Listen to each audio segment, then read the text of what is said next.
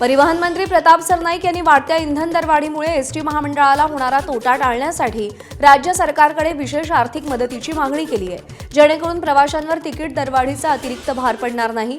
त्यामुळे केंद्र सरकार आणि राज्य सरकारने मदत करावी अशी मागणी सरनाईकांनी केली आहे। तर दुसरीकडे प्रताप सरनाईक यांनी या संदर्भात संबंधित अधिकारी आणि पेट्रोलियम कंपन्यांचे अधिकारी यांची सकाळी 10:30 वाजता बैठक बोलावली आहे। मंत्रिमंडळ बैठकीपूर्वी तेल कंपन्यांशी सरनाईक चर्चा करतील अशी माहिती आहे।